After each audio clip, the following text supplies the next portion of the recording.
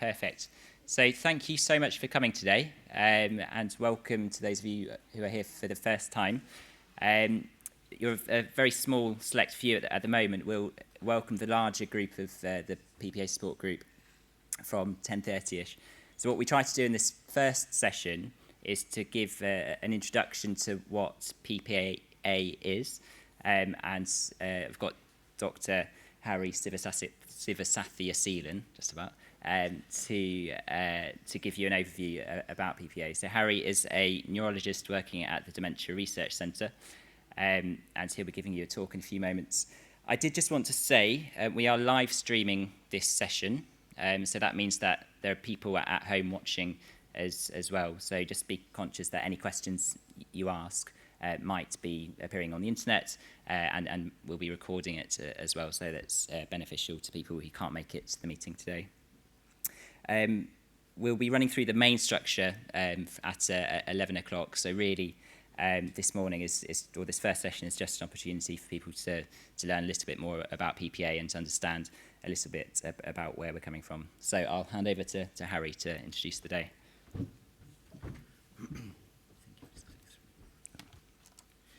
Great, thank you, Chris. So yeah, as Chris mentioned, I'm one of the neurologists here, and I work at the Dementia Research Centre, doing a bit of research in PPA. And this session is kind of aimed at people whose first time they're coming here, but of course, there's a few familiar faces we see as well, which is great to see. And we know that people come to our support group from all sorts of different backgrounds and with different kind of levels of experience and understanding of PPA based on who they may have spoken to or things they've read. So what I'm going to try and do here over the next 10 to 15 minutes is kind of just give a very brief and broad introduction to what PPA is and what the kind of characteristics of the different PPA conditions are. And we're quite a small group, so feel free to ask questions if they come up to you. Just put up your hand, or alternatively, if you want to wait till the end. And if anyone has any kind of more personal questions about their own case or things that they don't necessarily want to discuss with the group, I'm going to be around for the whole day. Professor Warren's going to be coming later on, so please do grab us at any time. So, quite ironically, for a condition that affects communication and language, there are a whole load of very different and confusing terms and acronyms that tend to get used in PPA, and I've put some of them here.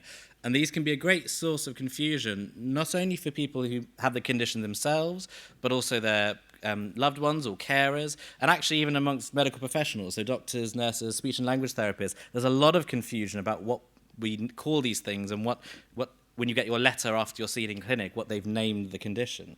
So I thought I'd try and kind of break down some of these terms and see how they relate to each other, starting very broadly with the term dementia.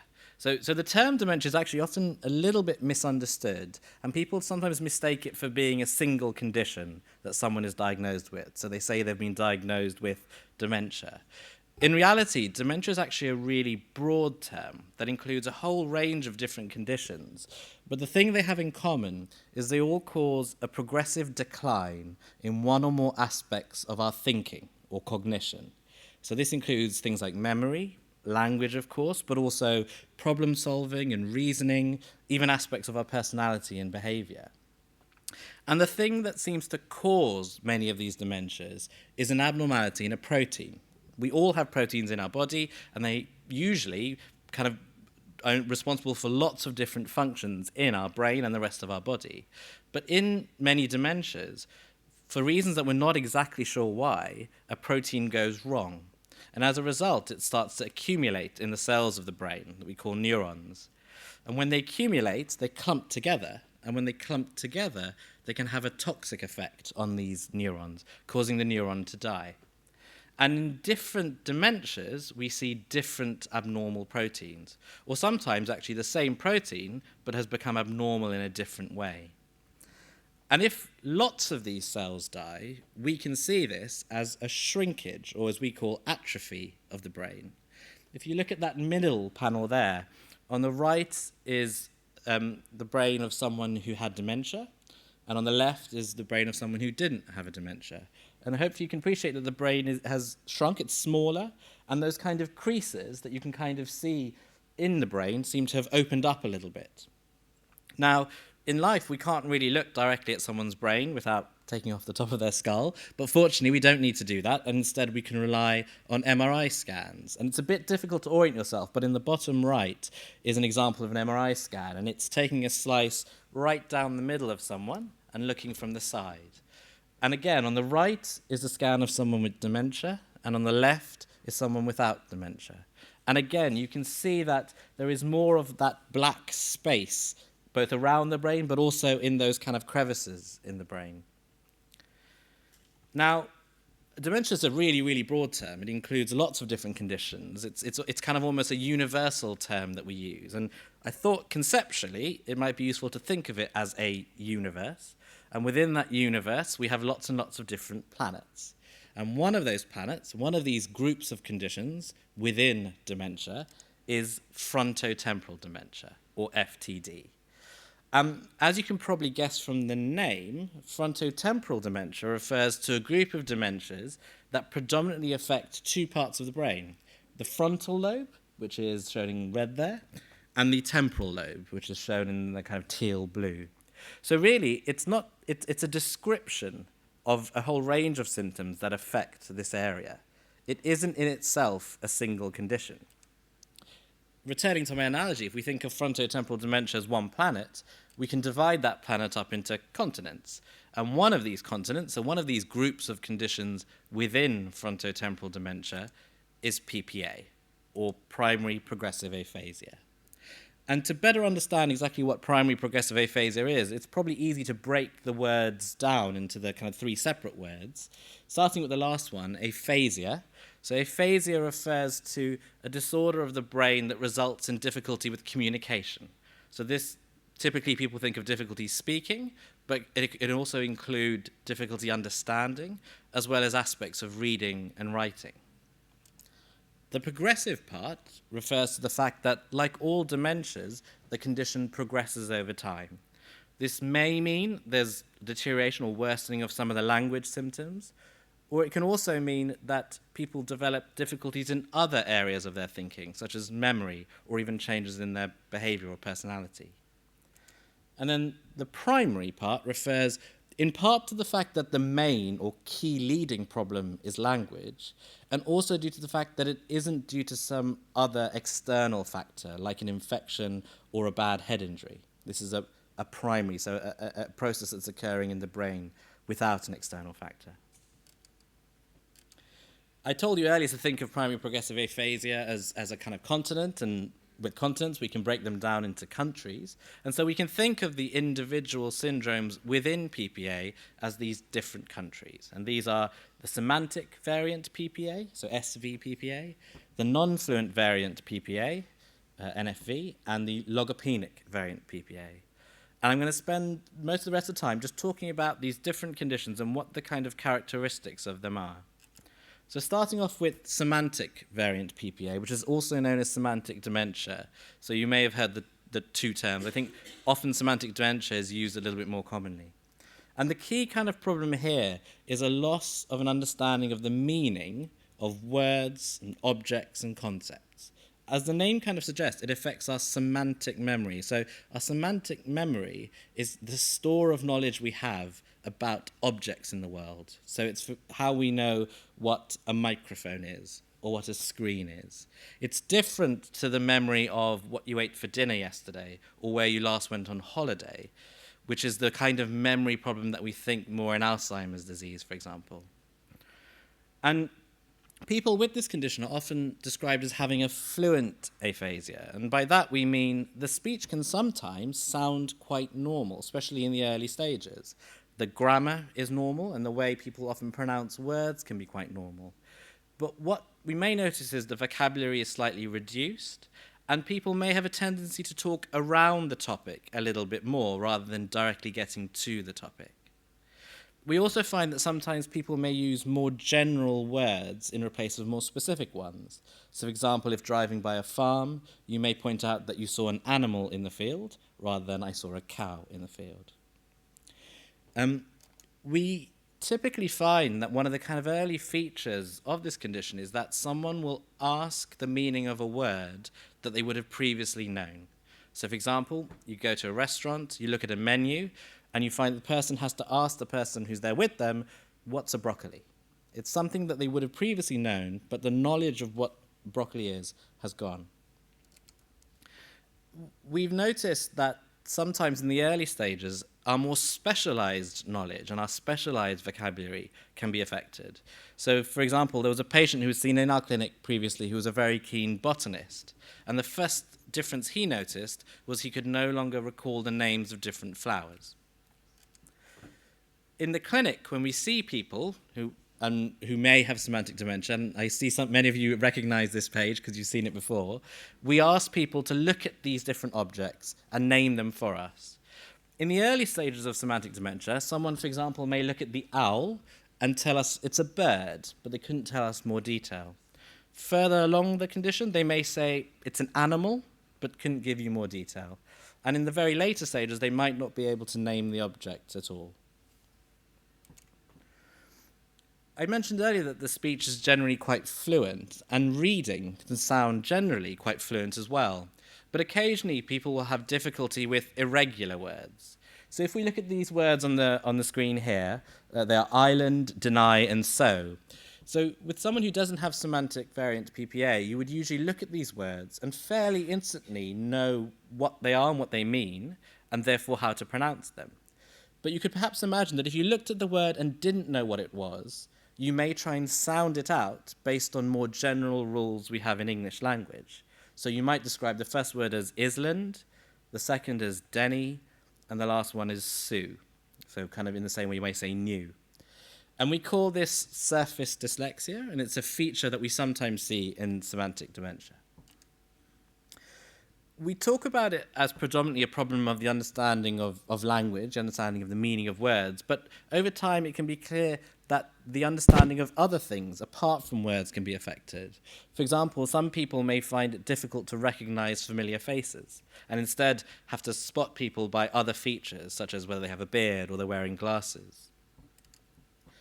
But one thing that's very interesting is people with semantic dementia, even sometimes in quite advanced cases, have quite a retained knowledge and awareness of numbers, and in fact can get great joy from number puzzles, such as Sudoku. Another feature we sometimes see is sometimes people may use numbers to help structure their language, something we call numerical scaffolding. So, for example, if I were to ask someone how they got here today, they may say, we left at 7:15 and took the number 81 bus. It took 45 minutes. We took the lift to the 6th floor and sat in the second row. So they're using quite a few details within there that are numerical to help structure how the language comes out, which can be a useful tool sometimes. So moving on to the next condition, so non-fluent variant PPA, which is also known as progressive non-fluent aphasia, or PNFA. So as you can see in the name, contrary to the first condition, here the difficulty is actually in producing or pronouncing the words. People know what they want to say, but find it very effortful and frustrating to get the words out. The speech can become quite slow and quite hesitant at times. And part of the difficulty is actually in coordinating your lips and the tongue and the movements needed to make speech. And this can result in quite what we call misshapen speech, so odd-sounding speech. We call it speech apraxia, which is something you sometimes see written in a letter. And we can test some of this difficulty coordinating the movements of the mouth in clinic. And we often ask people to make other movements, such as yawning, whistling, or coughing. And people with non-fluent variant PPA may sometimes struggle to do this when asked, and instead will say the word yawn or say the word cough. We call this orofacial apraxia, and it's another example of how the difficulty is really with the control of these muscles and coordinating the movement that they need to do. Beyond just individual words, people can have a difficulty organizing the words, and this can result in a loss of the structure of sentences and a breakdown in grammar. And this is not only seen in the spoken language, but can also be seen in writing. And sometimes we see it in the early stages when people start sending emails and they notice that the grammar of emails starts to change a little bit. Unlike the semantic variant PPA, here, at least in the early stages, understanding of language is quite intact, although with long, grammatically complex sentences, people may still struggle slightly. One interesting feature that we see in several PPA syndromes, actually, but particularly in non-fluent variant PPA, is a reversal of yes and no. So people saying yes when they mean no, or vice versa. We call it binary reversals. In many situations, people are able to kind of correct themselves because they realize they made a mistake. But it can still be a great source of confusion. And even more confusingly, it extends to non-verbal gestures. So, for example, people may mix up a nod of a head or a shake of a head or even a thumbs up or a thumbs down, which you can imagine can make communication sometimes quite tricky. I got an email from someone recently saying they weren't sure if their partner was in pain or not because they were asking them and they looked like they were in pain, but they're often saying no, and it's very difficult, and often it needs a bit of persevering to get an idea of what the true answer is, but also using other cues like someone's behavior, which is what she was doing in this situation. Finally, moving on to the third type, Logopoenic variant PPA, also known as Logopoenic progressive aphasia, or LPA. Here, the predominant difficulty, at least early on in the disease, is finding the right word. People find that the early features is that they find they have to pause when talking because they're searching for that right word to say. It can result in quite hesitant speech that sometimes tails off as people kind of lose track of what they're trying to say. And it can also result in mistakes in the way that the words are produced themselves. People may mix up syllables or add in syllables. You may say things like papple instead of apple. And in some situations, although not very common, we see people replacing words with other non-words or almost jargon-type terms. So one example that was seen in our clinic before was a gentleman who would refer to a rabbit as a kilb, and he would do this quite consistently. Now, we don't really know why this happens, but it's probably something to do with the way in which our brain knows to select the sounds to put together into words. Another difficulty that's particularly prominent in the Logopoenic variant of PPA is difficulty with spelling. And one of the really characteristic features of this condition, and one that when we see people in clinic we often try and test for, is a relative difficulty in repeating long sentences or words with lots of syllables compared to shorter sentences or shorter words. And this is because the kind of core problem in this form of PPA is in what we call verbal working memory. So it's the ability to keep the information in your head that you've just been given while you're, in this case, reproducing it. And the fact that it's a condition that affects memory actually gives us some clues to the fact that in the vast majorities of Logopoenic variant PPA, the underlying protein that is causing the condition is the same as that is seen in Alzheimer's disease. And therefore we sometimes see this is referred to in books or in letters that you may read as the language variant of Alzheimer's disease. Which means if I return to my analogy, there's a slight correction we really need to make, because Logopoenic variant PPA doesn't really belong within that frontotemporal dementias. And instead we should put it on a different planet. We should put it on planet Alzheimer, because it really is an abnormal or a slightly atypical form of Alzheimer's disease. And the fact we get these slight discrepancies really speaks to the fact that these different syndromes that I've described to you are really descriptions of patterns of language problems that we seem to see grouped together. And that's how we can classify people. But those of you who have had experience with knowing people who've got PPA may realize as I was going through these that they don't really fit exactly into one group. They have maybe some features of one or some features of another, or perhaps started off looking very much like one, and over time it changed.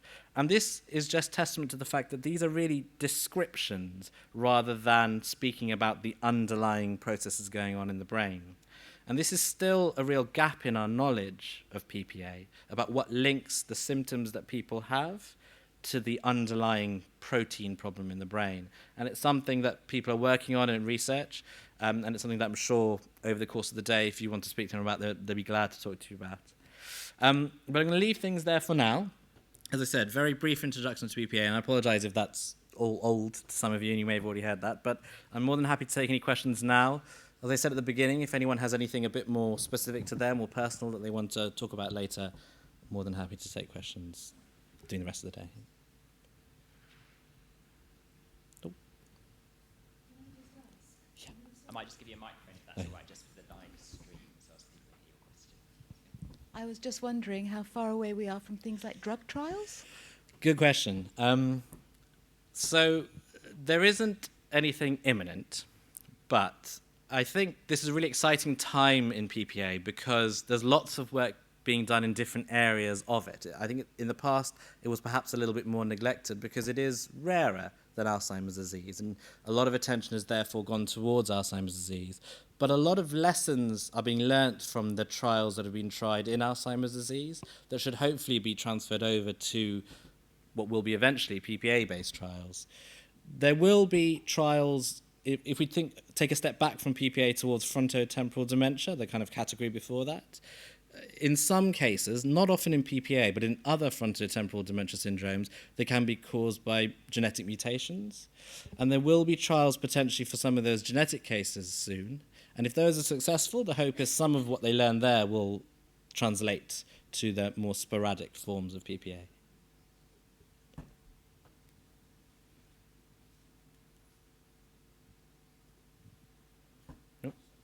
Same. Sorry, just to add to that. Oh, okay. Sorry, yeah. Just to add to that, can you tell me, in terms of Alzheimer's, how things are going? Good question. So, if that's where it's going to come from, then it may not be the exact. It's unlikely that the drugs that work with Alzheimer's disease, if they do find one, are going to work for all the PPA syndromes. There is a hope that they might work for the Logopoenic variant of PPA, based on the fact that I mentioned earlier, it's the same underlying kind of pathology, but it's likely that entirely different drugs are going to be needed for the PPA syndromes, largely because the underlying protein is different. In answer to your question with Alzheimer's disease, there are lots of different trials that are ongoing. Some of you may know in the press that there was a large trial of an antibody-based treatment that unfortunately they had to stop a little bit earlier. There's lots of reasons why trials don't always work, and it isn't just because the medication doesn't work. Some of it is about who's getting the medication, as in how tightly they select people to receive it, at what point in the condition they receive it. So there are still lessons to be learned, even if a trial hasn't been successful.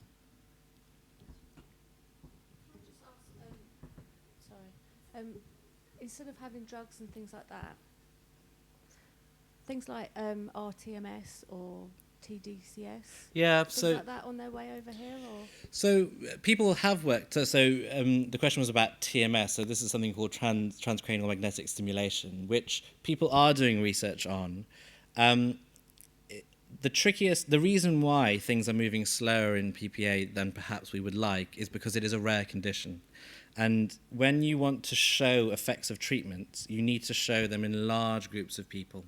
And therefore, studies are very difficult to put together in a short or reasonable amount of time or in a short area. We were speaking a bit before about this idea of multi-center trials, and that's probably where the future of PPA is going to need to be. So rather than doing a study in one area with one population, we probably need to have studies in lots of areas in different countries so that we can get the numbers up. There are people who work on TMS in this country and abroad. The evidence basis is still quite small for it, but there are individual studies looking at kind of individual behaviors, such as word retrieval, for example, that are promising. But I think we're a little way off before it's kind of clinically ready to be used kind of in the wider group.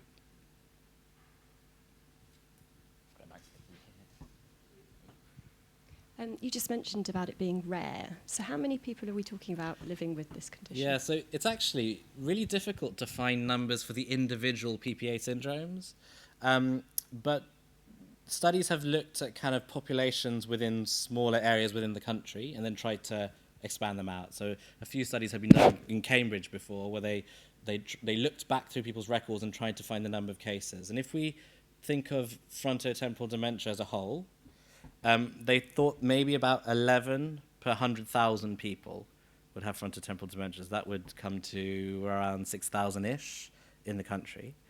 Of frontotemporal dementia, it's difficult to say how much is PPA. Different studies say different things, but maybe as much as 40%. So but we should always put a little star next to that, because one issue with PPA sometimes and other FTD syndromes is they don't get diagnosed, or they get diagnosed quite late. So it's possible that the numbers that are coming up from looking at these, looking back at people's records, don't represent the true population. but it is likely to be much rarer than the other dementias. Okay, so I think we'll draw this session to a close.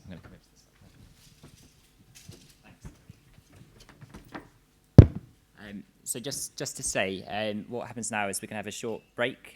This is, sorry, very sorry. This is when the other members will start to arrive. So we're expecting around 90 people today, so there should be lots of people here for you to meet and chat to.